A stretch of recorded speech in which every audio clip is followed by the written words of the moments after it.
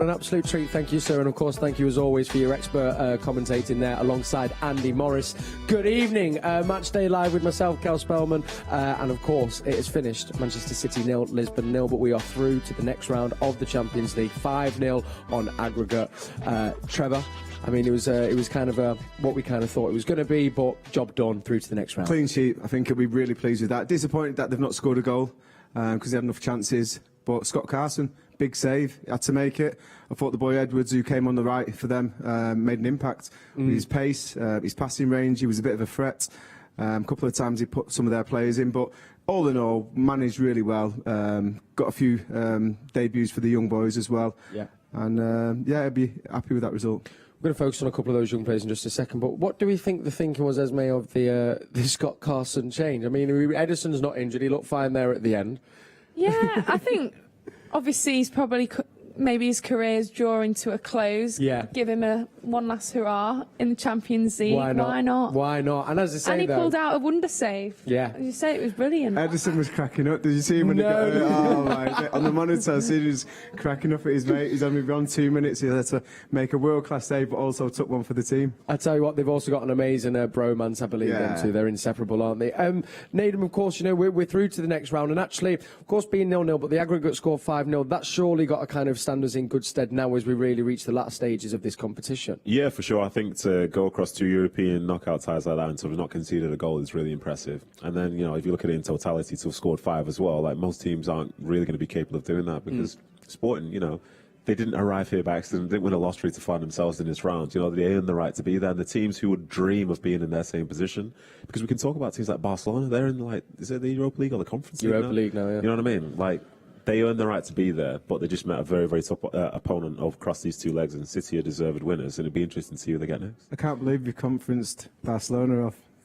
No, it's just like, because you know what the tone is. Some people, they don't watch the Portuguese league. No. They've not watched Lisbon in the Champions League, so they think they're just like, why are they here? Like, treating like it's a group game. But there are other teams who we, in our conscience, are like really good sides. They're not here. Yeah, absolutely. You know, so at the end of the day, you need to be able to perform, and they did that to get to this point. Just had a tweet come in from someone who is absolutely brilliant. Do you know how old James McAtee was when Scott Carson last appeared in the Champions League? Wow. He was 2. Oh, wow. James McAtee was 2 Scott's years not going to old. want to hear that. At least he was born. At least he was born. There we go. At least he was alive, isn't it? Let's take a look at some of our young players, though, because lots of tweets coming out of it. Of course, as City fans, we love seeing them come through the academy. Esme, we're going to begin, of course, with CJ Egan-Riley, EDS captain, and he looks very accomplished and at home, didn't he, a fullback? Yeah, we mentioned him at half-time and said he sort of started off really comfortable, looked composed and everything, and then I think second half he was pulling out some nice little turns. Yeah.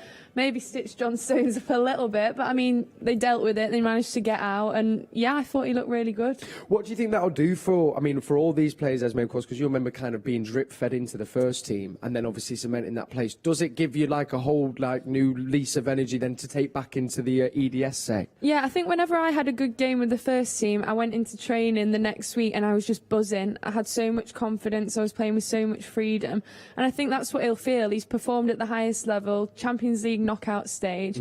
He's not looked out of place at all and pulled off some really good passes. He played a really nice cross-field ball and he obviously felt confident in the game, so I think he'll take that now into future. And he'll have got a taste for it now and he'll be desperate to have it again. Yeah, and that's it. You can always want a little bit more. Another one who'll probably want more and has done this season, then was introduced at half-time, came on for Bernardo, James McAtee, and gosh, Trev, talk to me about James. He's a bit special, I think. He reminds me of David Silva already. You know, and David Silva in his latter years, because I think David Silva in his early years, he'd play and he'd find little pockets of space and play through balls, but as he got older, I thought he got fitter and started breaking lines himself off the ball, and I seen James McAtee making runs off the ball. It were all to feet, but when he's got the ball under control, he's in charge. Yeah, you know, he's so composed, really good understanding of runs and who's where, obviously taking on board the philosophy at the club.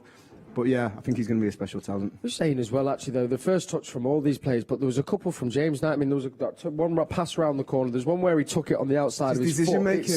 Sometimes he's playing first time, sometimes he's taking it in, sometimes he's you know, if you want to go, it's almost like kid and play. If you want to go left, you'll pretend to go right, and that's with body movement and everything. I was just so impressed with him. You know, when you say decision making, Trevor, as well, partly that will come. I mean, for all of you, this will come from partly. Does it come from the manager? Training. Is he training? Manager, but training with the players, training with the first team players. Because if you take too many touches, they'll take the ball off you.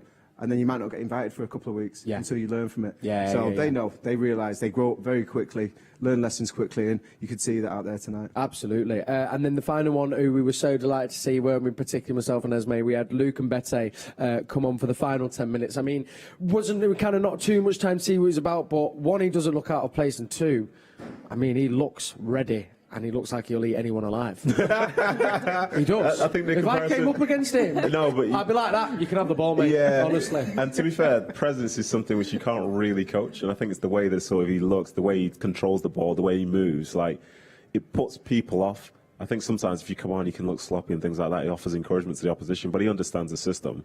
And, like, he looks the part. And when you think about the fact that City have got some defenders missing, like, the reason he's been brought in this game is because Pep trusts him. Yeah. So for us from the outside, if we're concerned about this, that, and the other, Pep trusts him. And I think sometimes there's like a negative bias, I think, that's associated with us and people who come through our academy compared to others. Because you see a 19, 20-year-old playing for another team, it's like, oh, he must be really good. Yeah. This is one of the best academies in the world. And for somebody like him to be able to come into the side, like, his potential is through the roof. Because this, in my opinion, to get into that side, like, you have to be a special player. Yeah. And I think there's certain things which he's shown which can show the sort of foundation for that. There's a real excitement kind of around our academy products now, and I think in part, you know, I think something you said right at the beginning of the show before kick-off, Esme, and a bit like yourself, when you know they're kind of from up north, you know, and you know that they're City fans and they love the club, one, it makes you attach them very much, very quickly, very easily.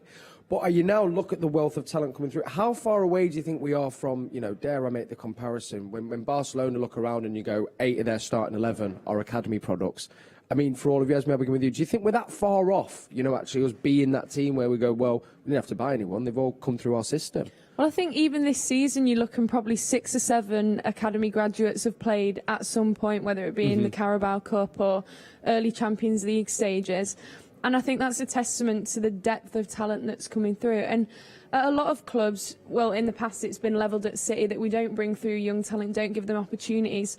But these young lads have got to compete with international starters, players who are captains at their international team. They're the best players in the world. So for them to be alongside them or even have the opportunity to train with them every day shows how good they are. Yes, to be able to compete alongside players of that calibre. I think as well, like, I could be way off the mark here, but if somebody is watching that's got like a real sort of understanding of La Liga football, I think the technical element in La Liga football is more important than the sort of technical element within the Premier League, because there's that physical side to it as well. Interesting. So I believe that, you know, someone like James McAtee, the way he manoeuvres the ball and so on is fantastic, and objectively he's a brilliant footballer. But say you go up against Crystal Palace and you've got Milivojevic that's going to be in your face come the weekend, whereas in Spain, every team wants to try and play the right way. Whereas I think in England overall, like, it's just trying to find a way to win. And whether you make 100 passes or 1,000, like, there's no wrong way as such. Whereas in Spain, the team that plays it long, tell me the team that just plays long balls in Spain. Yeah. You probably don't have one. So the emphasis on sort of the technique side of things, I think that in some ways allows them to be able to bring in some of those players from the academy, because that's one of the first ports of call, as opposed to sort of earning the right to be that technical, as you've probably faced in the Premier League. I guess, Trev, you know, I mean, I know you kind of work around in all the clubs kind of around the Premier League as well, I know them well, but does it seem to be, you know, this kind of City are a class apart? And I think, I can't remember who it was said, but there was a great story of a manager coming in and actually called someone who knew the academy and said, any lads there that you think that might not make it, but we'll have, do you know what I mean? Which kind of goes makes to show, sense, yeah, of course it makes sense. And actually all the boys in the academy, there's some value to them, because even if they can't make it, like we just said, it's so difficult to make it into the Manchester City first team squad. It doesn't mean they're not going to be a footballer. They're still going to make a living from the game and probably going to have long careers if they've got the ability and that kind of resilience to stay in the game. But, I mean, the ceiling's been broken. Phil Foden's broken the ceiling now. Yeah. In this new era of Manchester City, he's come in, he's been managed absolutely perfectly well by the football club, by Pep.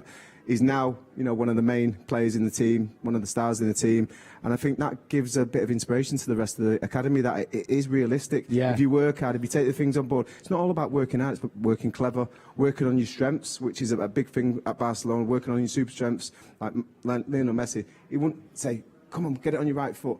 work that left foot, make it even better, and then if you need to use your right, make sure you can, make sure you can do something with it. Yeah. So no, it's really exciting times for the club. It really, really is. Listen, we're going to look ahead to Crystal Palace, but before that, we've got the certain matter of who's stat to deal with. Okay, we're going to remind you of the 3 clues. This way you have 3 clues to try and work out who is this Manchester City player, past or present. Esme got it after this clue. The player scored his first City goal in a big win over Arsenal. Goals, pardon me, plural. Big clue there. Clue number 2. This player has the same number of City goals as his shirt number, which is a great clue. I mean, wild. And clue number 3. This player is in the top 20 of all-time City appearances. So, I mean, Esme, who is it? Well, I believe it's Fernandinho. But I've got such confidence in this, I'm really concerned I'm going to be let down. It'd be like when you used to do your exams at school, like, I know this answer, you're like, actually, do I know the answer? Yeah, completely wrong. We can now reveal the player is... Of course it is. There we go. It's Fernandinho day.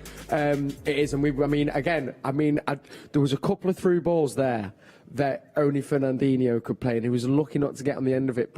But Trevor, again, he was just showing everything we spoke about was on show tonight. Wasn't it, he showcased everything he had, and a couple of situations where he had to win the ball. But it's like, when we're talking about subconsciously, he's already won the battle, he's already got there, he's already sized him, got himself in the right position and took the ball off the opposition player. So, he used all his experience. He didn't get excited ever, stayed on his feet, was composed. Again, showing off his passing range going forward, and just did what he does week in, week out. He's so reliable. He's a 7, 8 out of 10 week in, week out. He really, really, that's a great way to describe him. Just again, Fernandinho, if you're watching. Love you, mate. Thank you. Let's take a look then, of course, to our next fixture, which comes in the form of Crystal Palace in the Premier League at Selhurst Park. I will be there, so if any of you go in, I'll see you down there. Esme, what are your thoughts about this game? It's a tough place to go, great atmosphere, as you know, but hopefully it's going to be another 3 points. Yeah, I think in previous years, I think it's the place we've dropped quite a few points. So obviously, hopefully we won't do that again. But I think obviously Vieira's gone there this year and he's got them playing a really nice style of football. He's instilled his philosophy and I think they're quite a dangerous team on their day. They've got some really talented attacking players. So we'll need to be on it. We really will. Speaking of Vieira as well, Nedum, I mean, I'm sure they'll be speaking about on Matchday Live, of course, before the show, but just a quick word from you. What have you made of Vieira's life at Palace? I think he's been exceptional, because when you think about the fact that Palace were almost set in their way in terms of how Roy Hodgson would coach them, like you knew what you were going to expect from them. So to bring in change, to remove some of the older players that have been there for a long time, and to sort of reinvent a football club, that's a very, very hard thing to do, because it would be so easy for the players to not buy into it, but they have done. And that's testament to the respect they have for him, the respect for his coaching.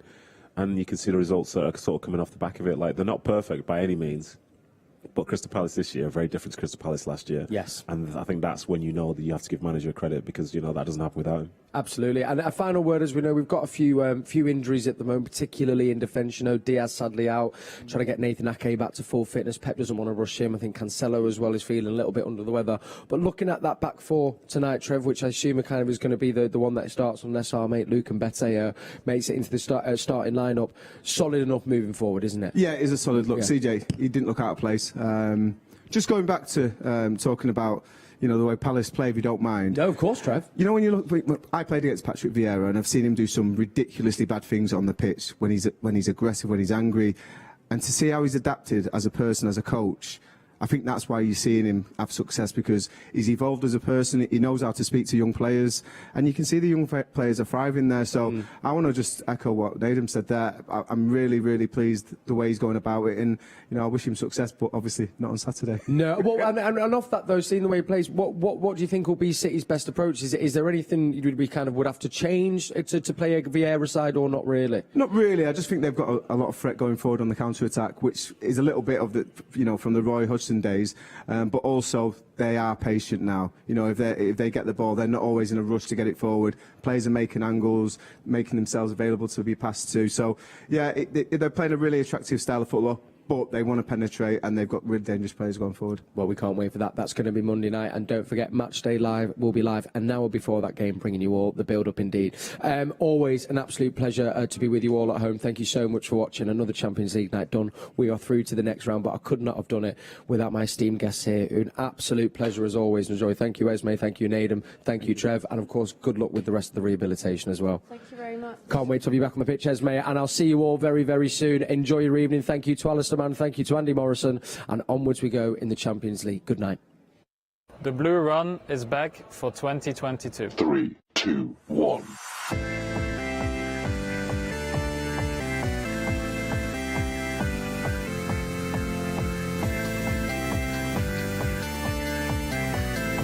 Join us on Saturday, the 26th of March.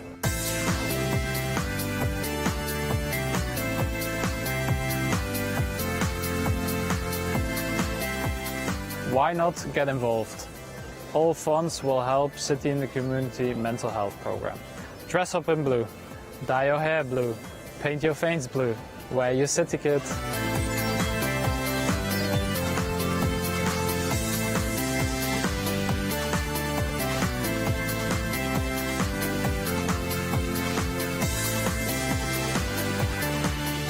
On the fives, go free.